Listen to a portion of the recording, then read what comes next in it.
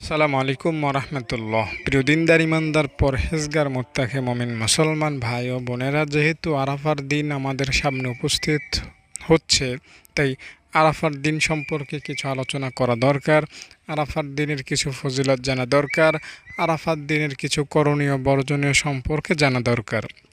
আমি এই ভিডিওটিতে শুধুমাত্র আরাফার দিনে যে সকল আমল করা যায়, যে সকল আমল করা উচিত, যে সকল আমল করা বেশি উত্তম, সে সকল আমল নিয়ে আলোচনা করব। আশা করি ভিডিওটি দেখলে আপনার কাছে খুবই মজা লাগবে।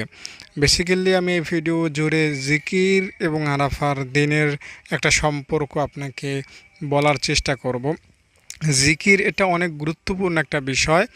আর জিকির যদি আপনি আরাফার দিনে না করেন, তাহলে এটা আপনার জন্য বড় অনুতাপ বা অনুশোচনা বা আফসোসের কারণ হতে পারে। কারণ হলো হাজিগণ বা যারা হজ করতে যান, তারা মূলত সবসময় আল্লাহ তাআলার জিকিরেই থাকেন। তাই আপনাকেও আল্লাহ তাআলার জিকিরে থাকতে হবে। আর তাকবীরে তাশরিক, আল্লাহু আকবার, আল্লাহু আকবার, লা ইলাহা ইল্লাল্লাহু, আল্লাহু আকবার, আল্লাহু আকবার, ওয়ালিল্লাহিল হামদ, এটা আরাফার দিনে আপনি বেশি থেকে বেশি পরিমাণ পড়বেন।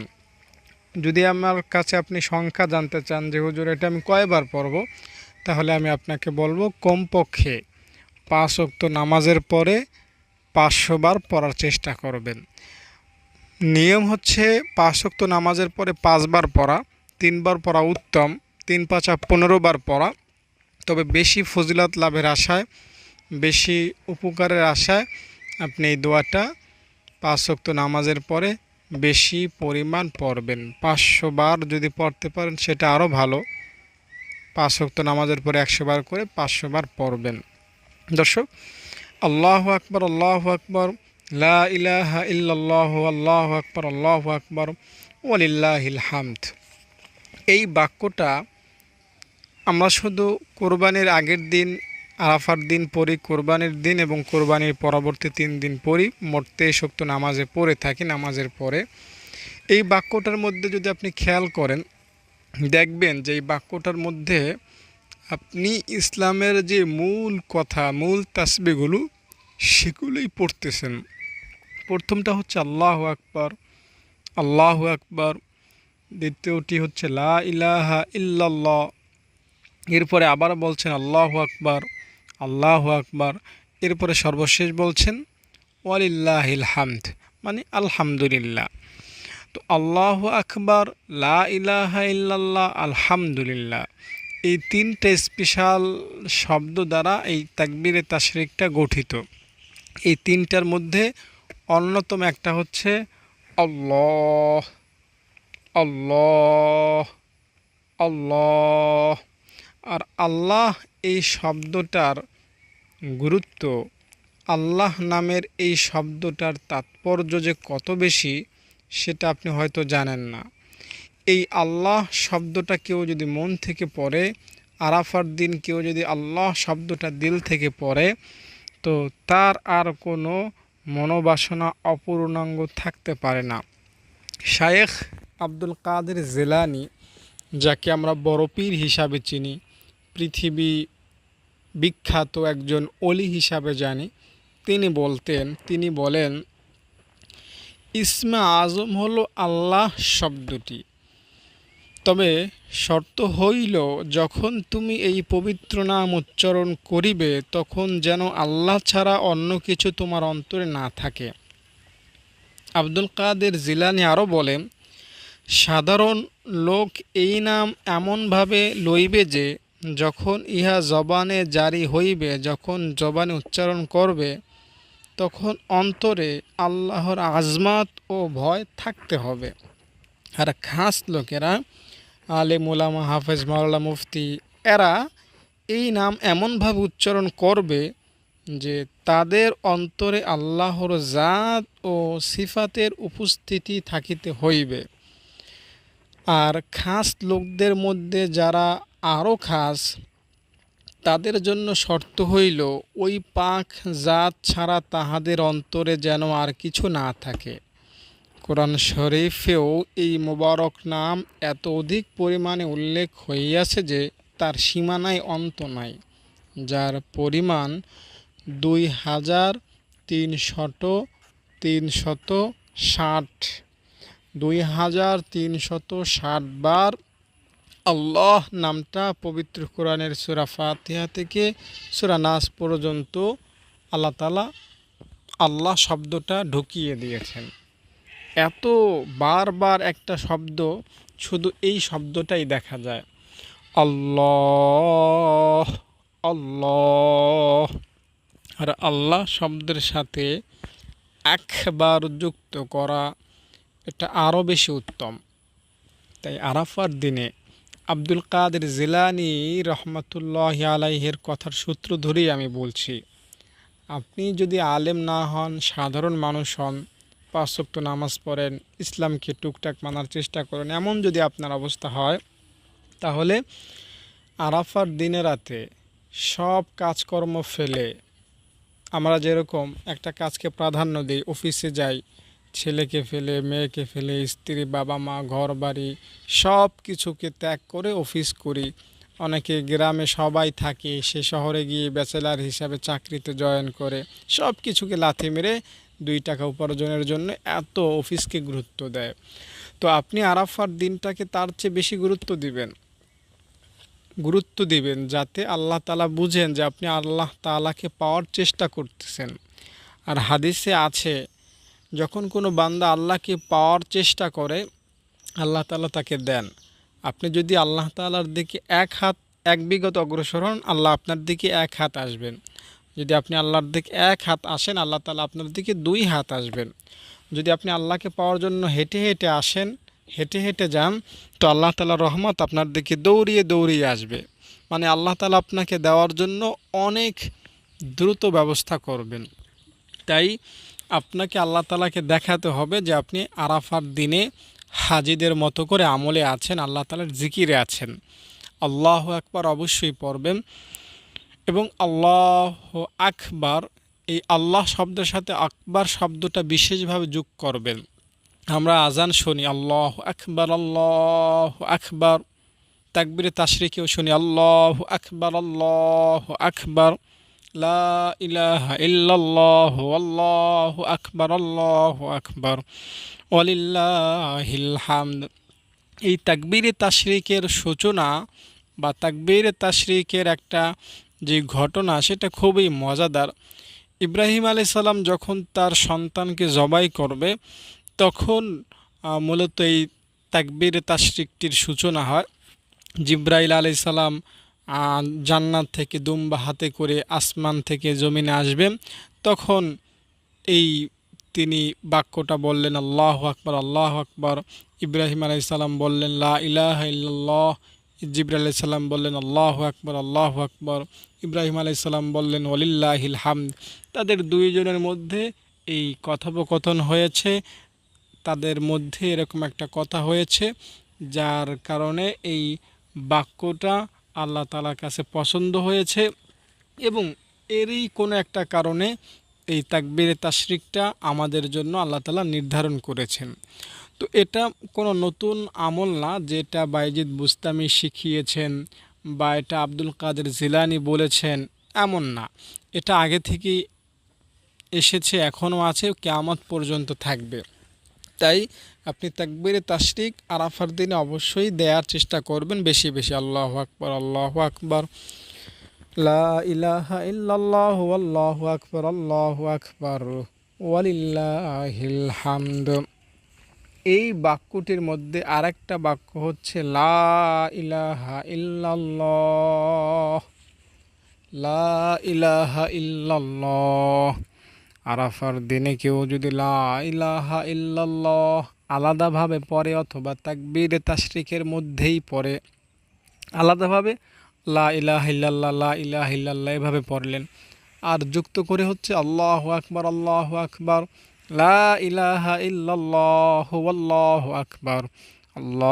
আকবার ওয়ালিল্লাহিল হামদ, এভাবেও যদি পড়েন, তো আল্লাহ তাআলা আপনাকে এই লা ইলাহা ইল্লাল্লাহ পড়ার কারণে বা এই তাকবীর তাশরিকটা পড়ার কারণে যে সকল উপকার দিবেন, যে সকল কল্যাণ দিবেন, সেটা আমি আপনাকে এখন জানাতে চলেছি। হুজুর সাল্লাল্লাহু আলাইহি ওয়াসাল্লাম বলেন, আরশের সামনে একটি নূরের খুঁটি আছে। যখন কোনো ব্যক্তি লা ইলাহা ইল্লাল্লাহ বলে, তখন ওই খুঁটি দুলিতে থাকে। আল্লাহ তাআলা বলেন, খুঁটি তুমি থামিয়া যাও। খুঁটিটা তখন কেমন যেন বলে, আল্লাহ আমি কেমন করে থামিব? আজকে পবিত্র আরাফার রাতে, আরাফার দিনে তোমার ওই বান্দা তাকবীর তাশরিক বলল, তোমার পবিত্র কালিমায়ে তয়্যিবা উচ্চারণ করলো, অথচ এখনো তোমার দায়িত্ব দেয়া ফেরেশতা তার গুনাহগুলো এখনো মোচন করলো না। যে ব্যক্তি তাকবীরে তাশরিকটা পড়লো, তার গুনাহ এখনো ফেরেশতা মোচন করলো না, মাফ করলো না। যতক্ষণ তার গুনাহ মাফ না হইবে, ততক্ষণ পর্যন্ত আমি থামিব না, আমি কাঁপতেই থাকবো, দুলতেই থাকবো। আল্লাহ তাআলা তখন বলেন, হে আমার আরশের খুঁটি, তোমার আর কাঁপাকাঁপির দরকার নাই। আমি ঘোষণা দিলাম, আমি আমার এই বান্দার জীবনের সব গুনাহগুলো আজকে আরাফার দিনে তাকবীরে তাশরিক পড়ার কারণে অথবা কালিমায়ে তয়্যিবা পড়ার কারণে সব গুনাহ মাফ করে দিলাম। কালিমায়ে তয়্যিবার এত দাম, এত ফজিলত, এত বেশি পাওয়ার। হজরতে আতা রহমাতুল্লাহি আলাইহির এর একটা ঘটনা আছে যে তিনি একবার বাজারে গিয়ে দেখিলেন একটি পাগলিবাদী বিক্রয় হইতেছে। তিনি খরিদ করিয়ে নিলেন সেটা। রাতের কিছু অংশ অতিবাহিত হওয়ার পর সেই পাগলি উঠিল ও উজু করিয়া নামাজ শুরু করিয়া দিল। নামাজের মধ্যে তাহার অবস্থা এই ছিল যে কাঁদিতে কাঁদিতে দম বন্ধ হইয়া যাইতেছিল। নামাজ শেষ করিয়া বলিল, হে আমার মাবুদ, আমার প্রতি আপনার যে মহাব্বত ও উহার আমার প্রতি আপনার যে মহাব্বত, উহার দোহাই, আমার প্রতি দয়া করুন। হজরতে আতা রহমাতুল্লাহ ইহা শুনিয়া বলিলেন, ওহে বাদী, তুমি এইভাবে বলো, আপনার প্রতি আমার যে মহাব্বত, উহার দোহাই। ইহা শুনিয়া বাদী রাগান্বিত হইয়া বলিল, তাহার কসম, আল্লাহর কসম, আমার প্রতি যদি আল্লাহর মহাব্বত না হইত, তবে তোমাকে এই সুখ নিদ্রায় শোয়াইয়া রাখিয়া আমাকে এই রূপ দাঁড় করাইয়া রাখিতেন না। অর্থাৎ তুমি শুয়েছ আর আমি তাহাজ্জুদ পড়িতেছি, আমি আল্লাহর জিকির করিতেছি। এটা প্রমাণ করে আল্লাহ আমাকে দিতে চান, আল্লাহ আমাকে ক্ষমা করতে চান, আল্লাহ আমাকে ভালোবাসেন। তাই আপনাকে এই ঘটনাটা আমি এজন্য শোনালাম, আপনি আরাফার দিনে রাতে আল্লাহর জিকির তাকবীরে তাশরিক পড়তে পারছেন, এর মানে হলো আল্লাহ আপনাকে ভালোবাসেন। পৃথিবীতে 700 কোটি মানুষ আছে, সবাই আল্লাহকে আল্লাহ বলতে পারে না। সবাই চাইলেও তাকবীরে তাশরিক কিংবা লা ইলাহা ইল্লাল্লাহ মুখে আনতে পারে না। এটা যতটা সহজ মনে হয়, আসলে অতটা এটা সহজ না। তাই আপনি আল্লাহর এই জিকির লা ইলাহা ইল্লাল্লাহ পড়তে পারতেছেন, মানে হলো আল্লাহ আপনাকে ভালোবাসেন, আল্লাহ আপনাকে জান্নাত দিতে চান। দয়ার নবী বলেন যে লা ইলাহা ইল্লাল্লাহ পড়লো, সে জাহান্নাম থেকে বেঁচে গেল। হাদিসে নবী বলেন, লা ইলাহা ইল্লাল্লাহ ওয়ালাদের না কবরে ভয় আছে, না হাসরে। যেন ওই দৃশ্য এখন আমার সামনে ভাসিতেছে যে তাহারা যখন নিজেদের মাথা হইতে মাটি ঝাড়িতে ঝাড়িতে কবর হইতে উঠিবে এবং বলিবে, সমস্ত প্রশংসা সেই আল্লাহর জন্য, যিনি চিরকালের জন্য আমাদের উপর হইতে দুঃখ চিন্তা দূর করিয়া দিয়াছেন। এক হাদিসে আছে, লা ইলাহা ইল্লাল্লাহ যারা পড়বে তাদের না কবরে ভয় আর না হাসরে ভয় আছে, না মৃত্যুর সময় ভয় আছে। হজরত ইবনে আব্বাস রাদিয়াল্লাহু তাআলা আনহু বলেন, একবার হজরত জিব্রাইল আলাইহিস সালাম হুজুর সাল্লাল্লাহু আলাইহি ওয়াসাল্লামের নিকট আসিলেন। হুজুর সাল্লাল্লাহু আলাইহি ওয়াসাল্লাম অত্যন্ত চিন্তিত ছিলেন। হজরত জিব্রাইল বললেন, আল্লাহ তাআলা আপনাকে সালাম বলিয়াছেন এবং ইরশাদ করিয়াছেন যে আপনাকে চিন্তিত ও দুঃখিত দেখিতেছি, ইহার কারণ কি? আল্লাহ তাআলা অন্তরের ভেদ জানেন, তবু সম্মান ও মর্যাদা প্রকাশের জন্য জিব্রাইল দ্বারা আল্লাহ তাআলা একথা জানতে চাইলেন। হুজুর সাল্লাল্লাহু আলাইহি ওয়াসাল্লাম তখন বললেন, হে জিব্রাইল, আমার উম্মতের চিন্তা খুবই বাড়িয়া যাইতেছে যে কিয়ামতের দিন তাদের কী অবস্থা হইবে। হজরতে জিব্রাইল জিজ্ঞাসা করিলেন, কাফেরদের ব্যাপারে না মুসলমানদের ব্যাপারে আপনার চিন্তা? নবীজি বললেন, মুসলমানদের ব্যাপারে চিন্তা হইতেছে। হজরতে জিব্রাইল আলাইহিস সালাম হুজুর সাল্লাল্লাহু আলাইহি ওয়াসাল্লামকে সাথে লইয়া একটা কবরস্থানে গেলেন। সেখানে বনি সালামা গোত্রের লোকদেরকে দাফন করা হইয়াছিল। হজরতে জিব্রাইল একটি কবরের উপর তাহার একটি ডানা মারিলেন এবং বলিলেন, আল্লাহর হুকুমে উঠিয়া আসো, কুম বিইজনিল্লাহ, আল্লাহর হুকুমে কবর থেকে বের হয়ে আসো। তৎক্ষণাৎ কবর হইতে একজন অত্যন্ত সুন্দর সুদর্শন চেহারাওয়ালা এক ব্যক্তি উঠিল এবং সে বলিতেছিল, লা ইলাহা ইল্লাল্লাহু মুহাম্মাদুর রাসূলুল্লাহ, আলহামদুলিল্লাহি রাব্বিল আলামিন। হযরতে জিব্রাইল আলাইহিস সালাম বলিলেন, নিজের জায়গায় ফিরিয়া যাও। সে ফিরিয়া গেল। অতঃপর অন্য এক কবরে তাহার উপর ডানা মারিলেন এবং বলিলেন, আল্লাহর হুকুমে উঠিয়া আসো। তৎক্ষণাৎ কবর হইতে একজন অত্যন্ত কালো কুশ্রী নীল চক্ষু বিশিষ্ট লোক উঠিয়া দাঁড়াইল এবং সে বলিতেছিল, হায় আফসোস, হায় লজ্জা, হায় মুসিবত। হজরত জিব্রাইল বললেন, নিজের জায়গায় ফিরিয়ে যাও। সে ফিরিয়া গেল। অতঃপর জিব্রাইল আলাইহিস সালাম হুজুর সাল্লাল্লাহু আলাইহি ওয়াসাল্লামের নিকট বললেন, এই সকল লোক যে অবস্থায় মৃত্যুবরণ করিবে, হাসরের দিন সে অবস্থায় উঠিবে। এই হাদিস শরীফে লা ইলাহা ইল্লাল্লাহ বলিতে বাধ্যত ওই সমস্ত লোককে বোঝানো হইয়াছে যাহাদের এই পাক কালিমার সহিত বিশেষ সম্পর্ক ও মশগুলি রহিয়াছে। তাই লা ইলাহা ইল্লাল্লাহ পড়া মানি হলো কবরে শান্তি পাওয়া। এক হাদিসে আছে, যে ব্যক্তি 100 বার করিয়া লা ইলাহা ইল্লাল্লাহ পড়বে, কিয়ামতের দিন আল্লাহ তাআলা তাকে এমন অবস্থায় উঠাইবেন যে তাহার চেহারা পূর্ণিমার চাঁদের মতো উজ্জ্বল হইবে। হজরতে আবু দারদা বলেন, যাদের জিহ্বা আল্লাহর জিকিরে তরুতাজা থাকে তারা হাসতে হাসতে জান্নাতে ঢুকে যাবে।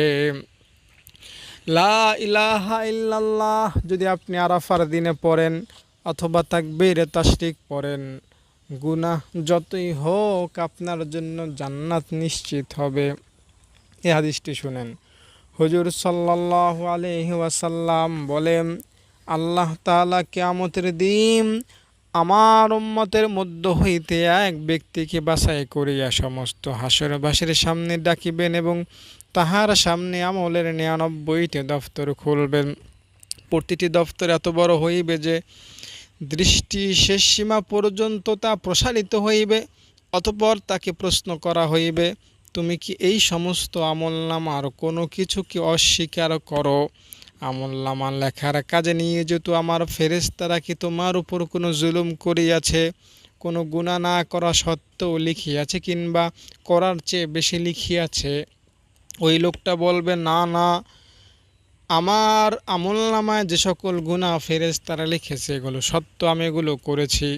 অতঃপর আল্লাহ প্রশ্ন করবেন, এই সমস্ত গুনাহের পক্ষে তোমার নিকট কোনো ওজর আছে কি?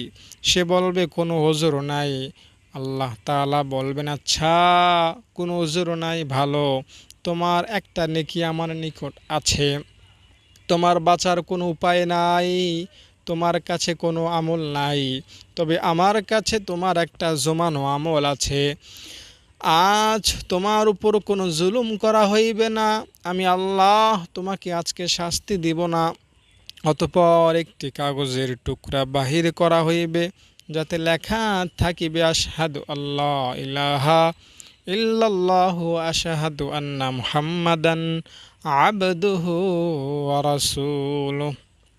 ইরশাদ হইবে, আল্লাহ তাআলা বলবেন, যাও এটাকে ওজন করাইয়া লও। ওই পাপী লোকটা বলবে, এতগুলি দফতরের মোকাবেলায়, এত কোটি কোটি গুনাহের মোকাবেলায় এই সামান্য কাগজের টুকরা কি কাজে আসিবে? আল্লাহ বলবেন, আজ তোমার উপর জুলুম করা হইবে না। অতঃপর ওই সমস্ত দফতরকে এক পাল্লায় রাখা হইবে, আর অপর দিকে কাগজের ওই টুকরাটি রাখা হইবে। তখন ওই কাগজের টুকরার ওজনের মোকাবেলায় দফতরওয়ালা পাল্লাটি শূন্যে উড়িতে থাকিবে। আসল কথা হইল এই যে, আল্লাহর নামের চাইতে ভারী আর কোনো জিনিস নাই। তাই আল্লাহর নাম, আল্লাহু আকবার, আল্লাহু আকবার, লা ইলাহা ইল্লাল্লাহু, আল্লাহু আকবার, আল্লাহু আকবার, ওয়ালিল্লাহিল হামদ। আজ আরাফার রাতে দিনে পড়ুন।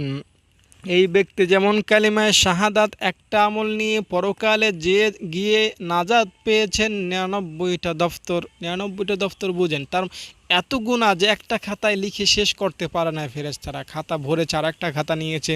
এরকম 99টা দফতর, 99টা লাইব্রেরি লেগেছে তার গুনাহের খাতা রাখতে।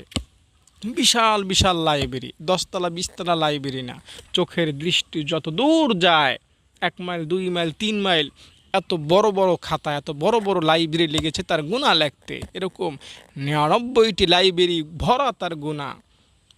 আমল বলতে একটা, কালিমায়ে শাহাদাত, নাজাত পেয়ে গিয়েছে। তাই আমি আপনাকে বলছি, আরাফার দিন তাকবীরে তাশরিক বেশি বেশি পড়ুন, অথবা লা ইলাহা ইল্লাল্লাহ বেশি বেশি পড়ুন, অথবা কালিমায়ে শাহাদাত বেশি বেশি পড়ুন।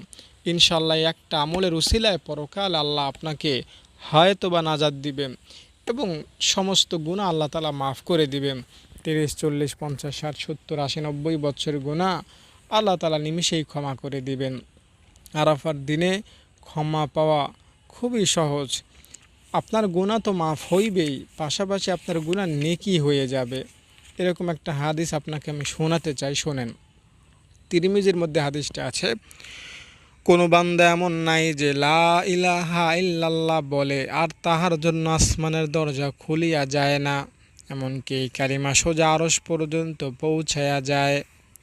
এই হাদিসটা না, এটা তো আসমানের দরজা খোলা প্রসঙ্গে একটা হাদিস আমি পড়েছি, যেখানে বলা আছে লা ইলাহা ইল্লাল্লাহ পড়লে গুনাহ মাফ হবে, আবার ওই গুনাহগুলো নেকি হয়ে যাবে। আমি আপনাকে হাদিসটি শোনানোর চেষ্টা করব। আসলে লা ইলাহা ইল্লাল্লাহ প্রসঙ্গে এত এত হাদিস আল্লাহ তাআলার নবী আমাদেরকে শুনিয়েছেন, যেগুলো শুনতে অনেক ভালো লাগে। এই যে আছে হাদিসটি শুনুন। তারগিবের মধ্যে হাদিসটা আছে, যে কোনো ব্যক্তি যে কোনো সময় আরাফার দিনে কিংবা আরাফার রাতে, দিনই অথবা রাতে লা ইলাহা ইল্লাল্লাহ পরে তাহার আমলনামা হইতে গুনাহসমূহ মিটিয়া যায় এবং উহার স্থলে নেকি সমূহ লিখিয়া দেওয়া হয়। আরাফার দিনে অথবা রাতে লা ইলাহা ইল্লাল্লাহ পড়ুন। যদি আপনার বয়স এখন 35 হয়, 35 বছরের গুনাহ মাফ হবে এবং 35 বছরের গুনাহ নেকি হয়ে যাবে। আপনার বয়স যদি এখন 70 হয়, 70 বছরের গুনাহ মাফ হবে এবং 70 বছরের গুনাহ নেক হয়ে আপনার আমলনামার মধ্যে ঢুকে যাবে। আশা করি দর্শক, আমার অগোছালো কথাগুলো আপনার কাছে ভালো লেগেছে। যদি ভিডিওটি ভালো লেগে থাকে লাইক দিবেন। ভালো থাকেন। আসসালামু আলাইকুম।